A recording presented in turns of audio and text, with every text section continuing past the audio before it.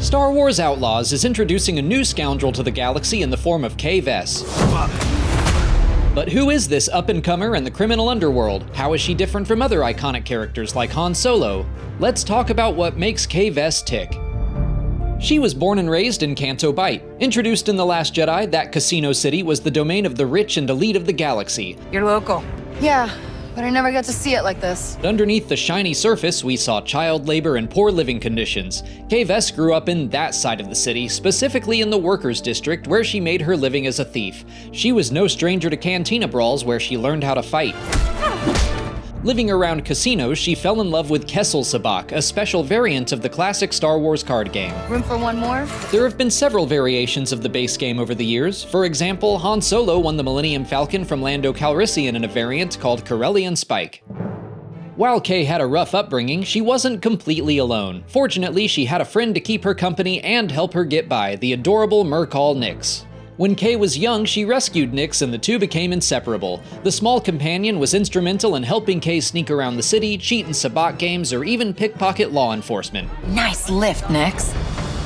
Several criminal syndicates called Canto Bight their home, like the Sixth Kin, but more notably Zarek Besh, which was led by a human man named Slero. They were ruthless as they expanded their criminal empire, growing in power and influence so quickly that it struck fear into even their fellow syndicates. At some point in the story, Kay winds up on Slero's bad side. Slero runs the most lethal syndicate I've ever seen, and he wants you gone. A bounty is put on her head, and she is forced to leave her home.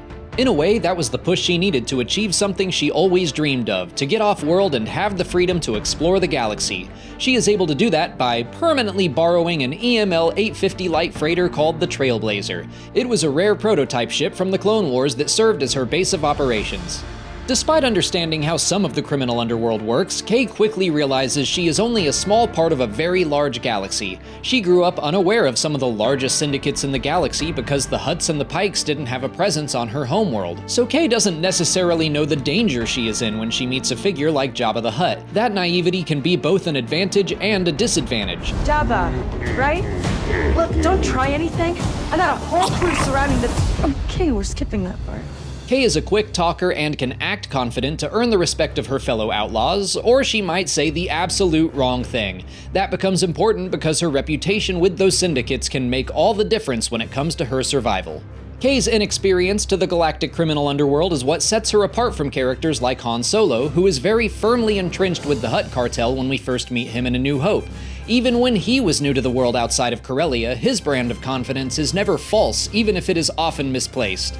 Kay is shown to be more vulnerable, especially in her quiet moments alone with Nix. I know, buddy.